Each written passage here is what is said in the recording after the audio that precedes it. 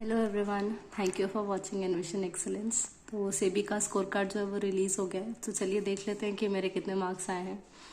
तो सबसे पहले पेपर 1 देखते हैं, जिसमें जीए, इंग्लिश, क्वांट और रीजनिंग रहता है। तो जीए में मेरे आए हैं आउट ऑफ 25 6.25। 20 क्वेश्चन थे 25 मार्क्स के, तो मैंने करे ही 10 क्वेश्चन थे और उसमें से भी कुछ गड़बड़ हो गया लगता है, तो 6.25 आए।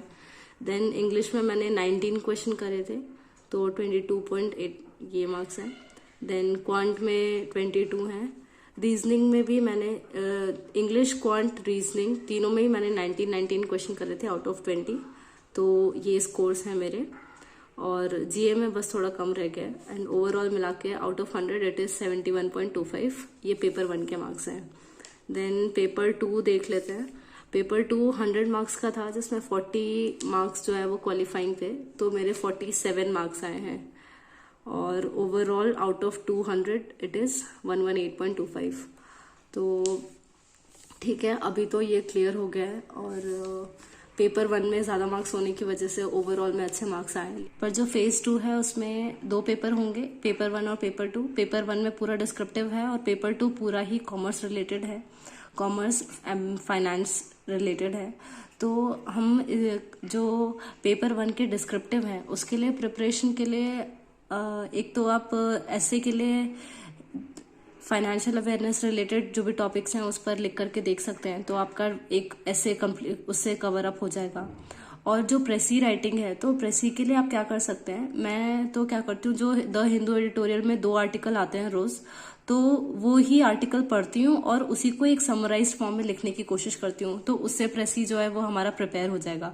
तो आप भी वो कर सकते हैं। अगर आपको ऐसा लग रहा है कि मैं किसका कौन सा ऐसा आर्टिकल है जिसका प्रेसी तैयार करूँ, तो हिंदू एडिटोरियल पे आप बिल्कुल जाइए और जो भी एडिटोरियल आया है उसको पढ़िए, और उसका जो भी समराइज फॉर्म आपको लगता है कि हाँ ये होगा, वो उससे ही आपका प्रेसी राइटिंग का प्रिपरेशन हो जाएगा।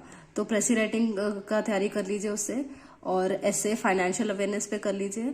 और रीडिंग कॉम्प्रिहेंशन का तो ऐसा है कि जो अगर आप बैंकिंग की तैयारी करते हैं तो उसमें रीडिंग कॉम्प्रिहेंशन आता है, पर हाँ यहाँ पर आपको अपने आप से आंसर बनाना है, तो आंसर राइटिंग का थोड़ा सा सीखना पड़ेगा।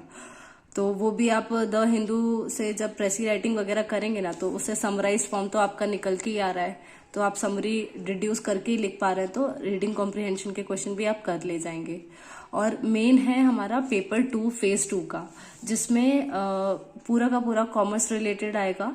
तो उसके लिए आप क्या कर सकते हैं, एक तो मैनेजमेंट और इकोनॉमिक्स के लिए आप एनसीईआरटी रेफर करिए, उससे भी आपका प्रिपरेशन हो जाएगा।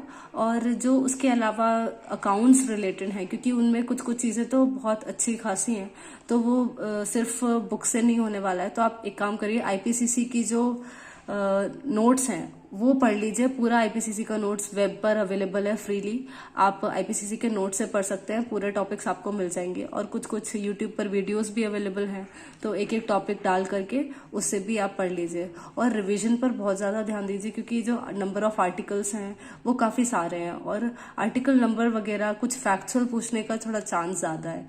तो जब तक आपको फॉर्मूले और आर्टिकल्स एकदम लर्न नहीं होंगे तो आप उसको आगे अप्लाई नहीं कर पाएंगे, तो उस चीज़ पर भी फोकस कर।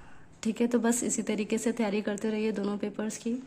और मेरा भी, क्योंकि सेबी मैंने फर्स्ट टाइम ही दिया है, तो मेरा भी मेंस है ये फर्स्ट टाइम, तो देखते हैं इसमें क्या होता है। और बस 10 दिन है, तो अच्छे से तैयारी करिए। All the very best.